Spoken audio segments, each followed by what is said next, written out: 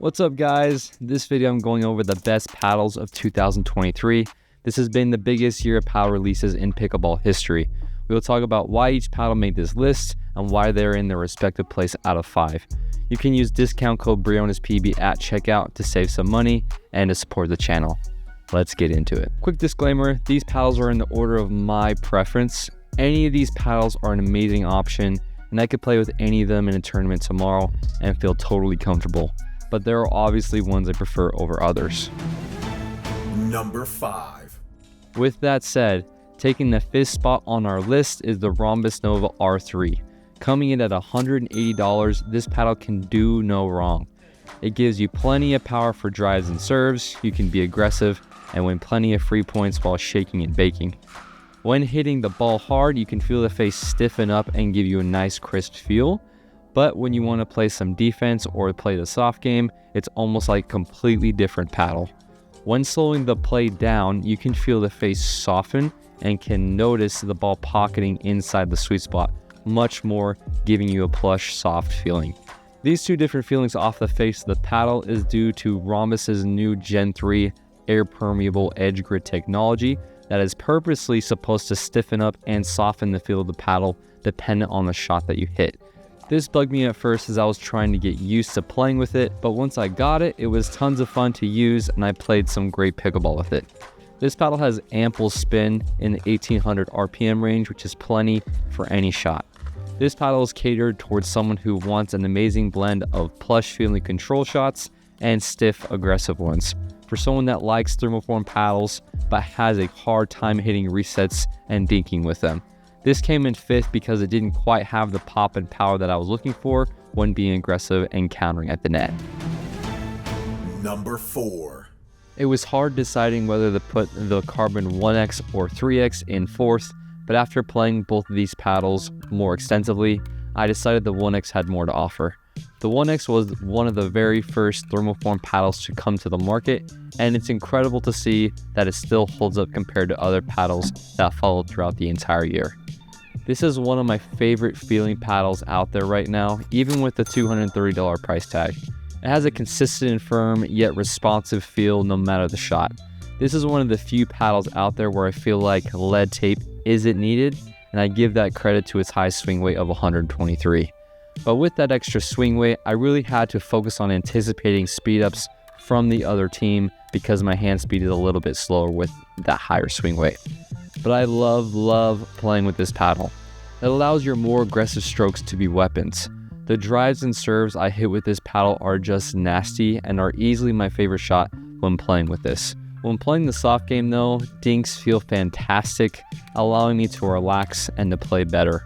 The reason why it isn't higher on this list is for 2 reasons. First, it doesn't have the spin numbers as the top 3 paddles in this list do. The 1X doesn't have bad spin at 1720 RPMs, but it has definitely fallen behind in that category. Then secondly, it isn't as forgiving as it could be. The sweet spot is large, but it isn't known for absorbing pace very well. This paddle is for the player that has their soft game under control and wants some more tools in their bag to be aggressive and end the points earlier. Number 3. Trying to decide the order of these 3 paddles in the top 3 took me way longer than I thought it would. All of these paddles in my mind are basically tied for first, but there are just extremely minimal things that separate them from each other. So with that said, coming in 3rd place is the Engag Pursuit MX 6.0 with a $270 price tag. I don't think I've ever been so shocked by a paddle before.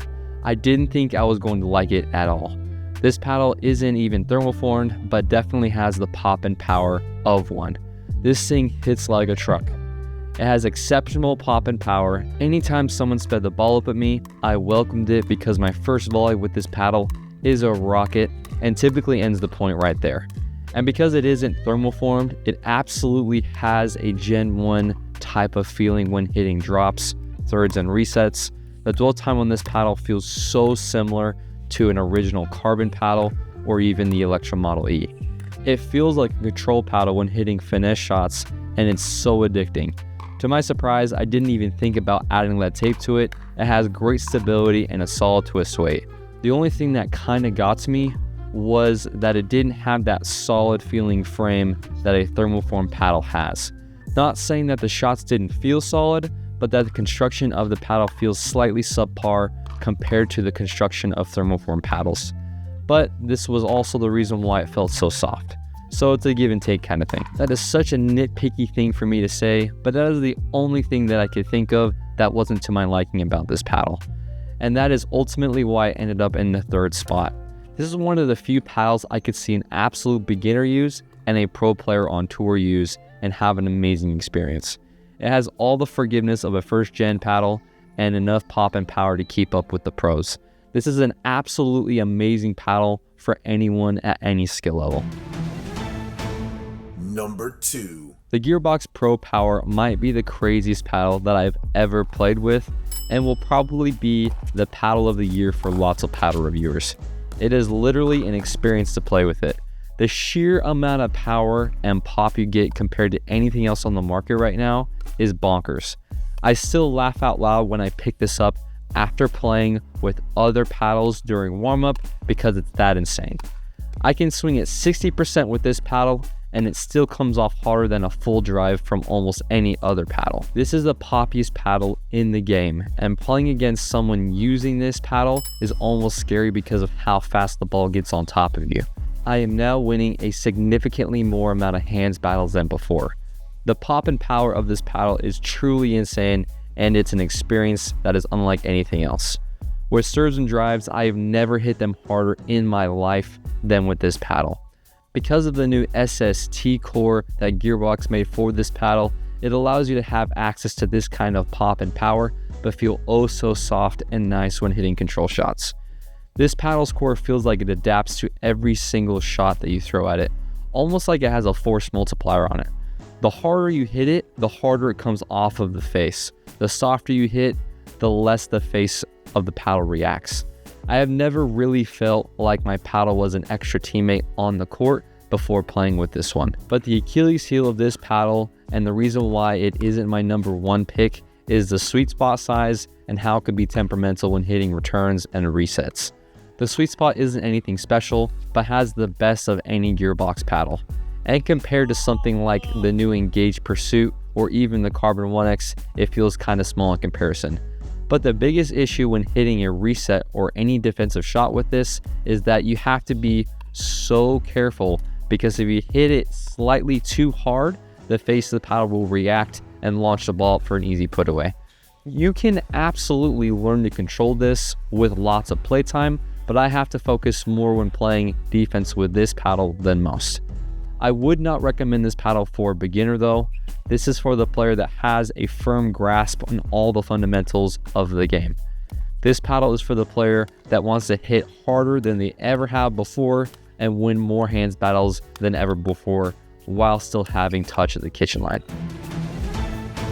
Number 1. Coming in at first place is the 6-0 Double Black Diamond.